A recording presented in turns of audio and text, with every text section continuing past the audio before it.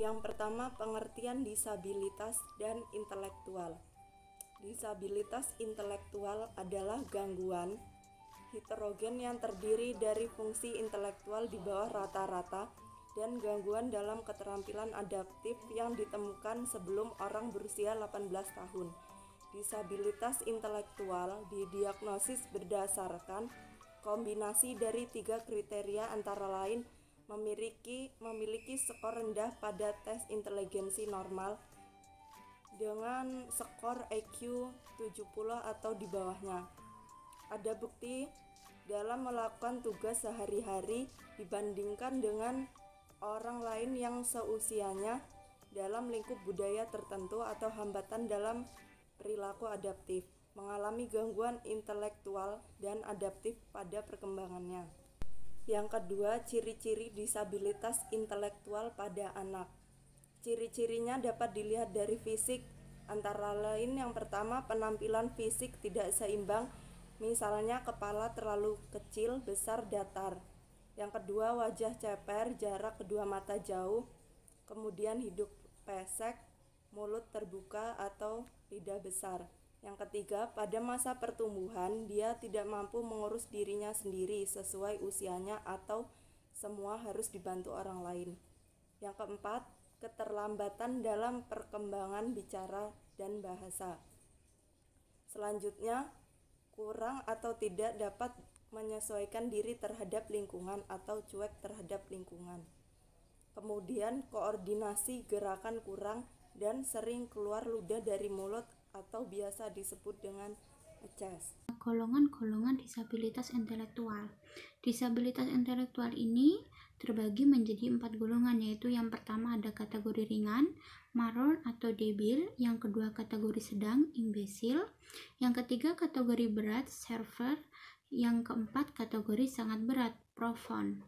Yang selanjutnya yaitu klarifikasi anak disabilitas intelektual didasarkan pada penilaian program pendidikan yang disajikan pada anak, yaitu dibagi menjadi 3. Yang pertama, anak disabilitas intelektual mampu didik atau debil.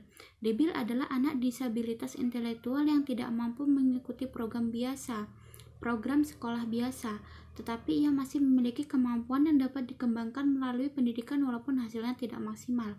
Yang kedua yaitu anak disabilitas intelektual mampu latih atau imbesil. Imbesil adalah anak disabilitas intelektual yang memiliki kecerdasan sedemikian rendahnya sehingga tidak bisa mengikuti program yang diperuntukkan bagi anak debil. Yang ketiga yaitu anak disabilitas intelektual mampu rawat atau idiot.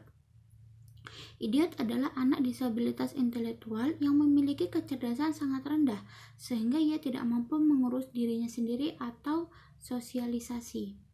Selanjutnya yaitu faktor penyebab disabilitas intelektual.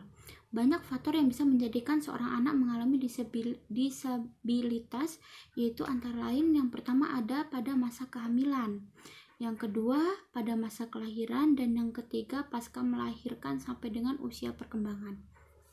Selanjutnya, saya Fania Desti akan menjelaskan tentang penanganan disabilitas intelektual pada anak usia dini. Penanganan anak dengan disabilitas intelektual memerlukan keterlibatan banyak ahli, di antaranya konsultan saraf anak, psikolog, ortopedagog, terapis wicara, dan okupasi terapi. Maka anak dengan stabilitas intelektual memiliki kebutuhan dasar seperti meningkatkan kapasitas. Kegiatan ini dapat dilakukan melalui pembelajaran yang bisa meningkatkan memorinya. Misalnya, untuk memori visual dapat dilakukan dengan menunjukkan anak benda atau gambar, kemudian ditutupi lalu meminta kepada anak menyebutkan kembali benda atau gambar yang sudah ia lihat. Kemudian yang kedua yaitu meningkatkan kemampuan persepsi, yaitu dengan membantu anak dalam berkembang kemampuannya dalam hal persepsi dengan mengajarkannya mengelompokkan bentuk sederhana sampai bentuk yang kompleks. Selanjutnya yaitu ada meningkatkan kemampuan berpikir abstrak, yaitu dengan membantu anak untuk dengan bantuan visual untuk menjelaskan sesuatu yang anak sulit untuk dibayangkan.